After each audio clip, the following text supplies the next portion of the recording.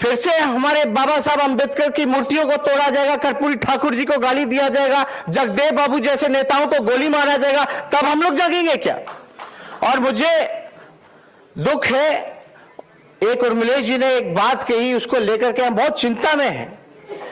उन्होंने कहा बाबा साहब अकेले, एक अंबेडकर ने पूरे आरक्षण की व्यवस्था की, पूरे बहुसंख्यक पिछड़े जितने लोग थे, दलित थी, उनके लिए करने का काम किया।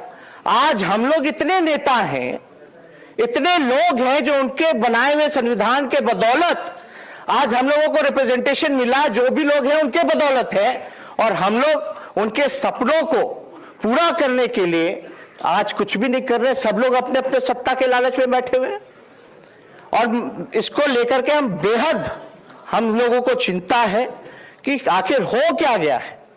आज जितने भी मेंबर ऑफ पार्लियामेंट्स, चाहे पिछड़े समाज के हो, दलित समाज के हो, आदिवासी समाज के हो, आज पार्लियामेंट में बैठे हैं, तो आज आखिर ऐसी कौन सी उनकी बीमारी है जिनके वजह से जो आए आज उनको गाली दिया जा रहा है, उनके संविधान को खत्म किया जा रहा है, और वो लोग आज ऐसी नीति को समर्थन देने का काम कर रहे हैं जो कि देश के लिए ठीक नहीं है, बहुसंख्यकों के लिए ठीक नहीं है, जो कि संवैधानिक विरोधी काम है जो किया गया।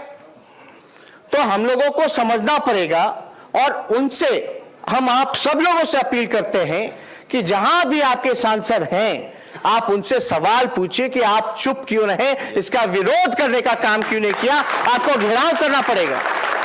हम जानते हैं हमारे अपने लोग हैं, लेकिन हमारे अपने तो मेरे चाचा भी हैं बिहार में, हमने तो बिहार का मुख्यमंत्री बनाया, और वो तो डीएनए का गाली सुनते रहे। अब डीएनए ठीक हो गया, मिट्टी में मिल जाऊंगा लेकिन भाजपा में नहीं जाऊंगा। उन्होंने क्या कहा कि संघ मुक्त भारत बनाने की बात करूंगा। आखिर वो भी तो ओबीसी हैं, हमारे चाचा हैं, हमारे अभिभावक हैं, और हमारे तो पिता ने संस्कार में सिखाया कि बड़ों का सम्मान करो, इज्जत करो। हम करते हैं, लेकिन आप बताइए कि बार बार धोखा देंगे, अपने सत्ता के लालच में, कुर्सी के लालच में अपने विचारों का सौदा करेंगे, आरएसएस और बीजेपी के सामने घुटना टेकने का काम करेंगे, तो उसका विरोध ना किया जाए। करना चाहिए। मैं मानता हूं कि भले ही हमारे अपने लोग हैं, लेकिन अपने लोग बनकर के मीठी मीठी बातें करके अगर पीठ पे छुरा भोंकने का काम करें, तो वो उससे ज्यादा खतरनाक व्यक्ति और कोई नहीं हो सकता। इसलिए हम सब लोगों को ऐसे व्यक्तियों का चिन्हित कर करके इसका विरोध करना चाहिए और सबक सिखाना चाहिए। और जहां बहुसंख्यक लोग इकट्ठे हैं, जिसकी जितनी संख्या है, तो कौन इसके आगे टिकने का काम करेगा। इसलिए हमारे चाचा तो पहले समर्थन कर दिए, फिर शर्माते शर्माते जब बहुजनों का जब दबाव आने लगा, तो शर्माते शर्माते हमारे लाइन पर बोलने लगे कि जिसकी जितनी आबादी है उसको उतना अधिकार मिलना चाहिए जनसंख्या के आधार पर।